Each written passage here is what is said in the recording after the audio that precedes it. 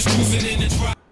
Hip hop was good. This is another episode of If You Ask Me, Hip Hop Debate Desk. I'm your guy, Deme D. This is the DagogetaTv, and I got my guys with me, Slop Shotcha, Remo on deck. Just let me know what it is. At Remo Marac _, you heard? Oh man, Slop Shotcha once again, all hip hop correspondent. Check me out. I'm doing a couple of interviews there, a few. Just a little something. Yeah, a little something. The ADD podcast, man. We back. The vent. Yo, we probably right. Shout out to my man Pre as usual. You need to get Pre on here. Right. I know, but he need to get the most debated. You need hit. That nigga's evil. You understand what I'm saying? I hate that. But that's my brother, bro. Yeah, respect. Yo. Shout out to Cuts Podcast as well. Culture, Urban Technology, and Sports. That's a fact, man. So we're gonna do what our episode that I love to do. This is gonna be a whole segment about an artist, and we're gonna do a group today. We're gonna talk about one of my favorite groups and y'all's as well. My number one. A Tribe Called Quest. My number one. Queens. That's not even a Queens bias. That's just Queens in the building. That's not even a Queens bias. That's a hip hop bias. Shit, dog. R.I.P. Woo! Trinity Man. Yes, massive. So we're gonna get right into Boulevard named after him. Street named after him, nigga. You said they're your number one group, but the question is, what makes them your top five? So we're gonna give you the floor again. Though. What passed them in your top five or your number one? Just the sound, the impact, what they did. Their production was crazy. Their bars, it made sense. It sonically made sense. Just the movement alone they started, the whole, is it the Jungle Brothers? No, I know what you're talking Native tongue movement. It was just so insane that even as a book bag, I was a book bag. I'll keep it a backpacker. I was. So it made it okay to do that. And real shit. This is real shit.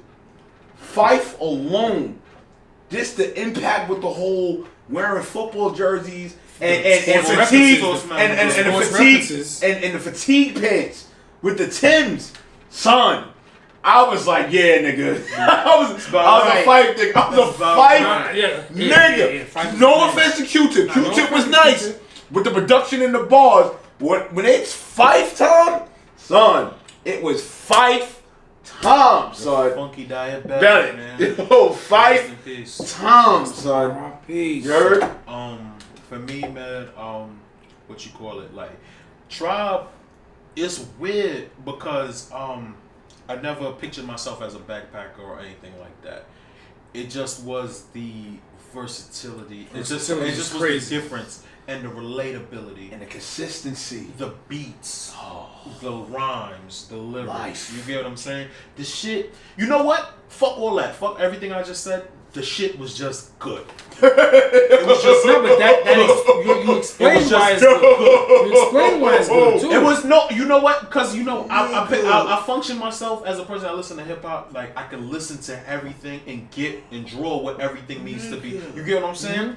And it just that shit is just universally good. It's just good. Their titles to their songs were insane. It's just amazing. I left my wallet at El Segundo. So that just is one of the finest hip hop songs, yo. So and then the thing with that is it's like the thing that makes it on the top five. So you said what makes it on the top five was the longevity that they had. The longevity today is not unusual. But that longevity back then in the 90s. A lot more outlets now. The longevity back then in the 90s, that shit was weird. And the fact you're not seeing nobody hot for 4 albums. Q-Tip was the main producer. Get better. Q-Tip was the main producer. We gotta shout out Ali. Ali too. We gotta shout out Dilla.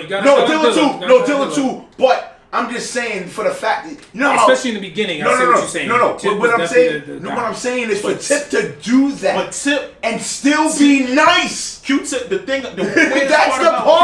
weirdest part about Q-Tip was the Chuck beat and the flavor at the same time. Meaning like he was the lead lyricist, but he was also the entertainment at the same time. Yeah, because Fife was I'm not knocking it, but Fife was a rapper. Right, Fife was a rapper. Fife was a rapper. So he wasn't doing like son. Tip had the melodies, like he would do a lot of different. Fife was like, look, that's great, cool.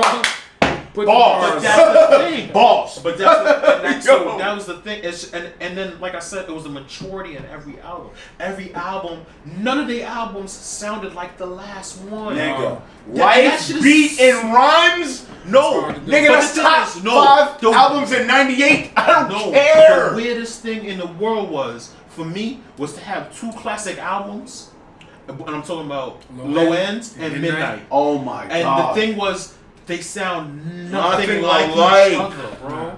And that shit fucks me up to this day. The only person I've ever seen have 2 classics, and this ain't consecutive classics, but to have 2 classics that sound nothing like each other was Kanye. You get what I'm saying? Kanye was one of the few people in that too. DMX? Yeah, even though I think DMX has more than one classic. I think, but I don't know if they don't sound completely different. First 2 don't sound. I don't want to straight. I don't want to say, but they don't sound. I don't think they sound like. I don't want to straight. So. I do but that's exactly why that's why they in my top 5. I mean, that's pretty much my number 1. My thing is just off the name alone. Tribe Called That's so like, how the fuck did you come up with that? ATCQ. How did you slick back, nigga? How did you come up with that? ATCQ, my nigga. And then it's just like, that's some other shit. And it was from Queens. I don't know, I don't know how it was received. I mean, cause like when Benita Apple, I just vibe into the music. I'm not thinking of how it was. I'm not thinking of how this shit. I can't speak to how it was received at that moment. At the time either. That was the next question. So I'll put it like this. Put me on the game. So I'll put it like this. So when Tribe came out, I'm gonna keep it a buck. Shout out to my brother DJ Mike Action. Shout out to my brothers D Money. Shout out to Mikey D, Mikey Destruction. All of us from LAQ, the LA Posse, and everything. I'm gonna keep it a buck. My brother was bringing it. A lot of niggas didn't want to hear it. So remember at the time, niggas was still on LL. You was still on this dude from Hempstead. Rakim? Not Rakim. Rakim's from Wyandotte. Eric B is from Cambria Heights. This dude. Gangsta Rap. Not Craig G. Is it Craig G? Just Ice? No. Just Ice. No, I forgot his name. Oh my God. Don't mind me. Niggas was on that. And niggas was on Nas a little bit, right? Yeah. So when you heard Tribe, a lot of niggas used to be like, niggas ain't got time for that. My brother was bumping that shit heavy in Laurelton. We was probably one of the few in Laurelton bumping that shit heavy. I was on it. When I heard that my brother used to play it, Low End Theory, I was in love, my nigga. I said, yes, thank you. Be a dweeb, great. I could wear a backpack, cool. This is what it is. I used to go to Art and Design High School and letting niggas know, fuck all that Mobb Deep shit. Even though Mobb Deep did go to Art and Design High School. That's a fact. Okay?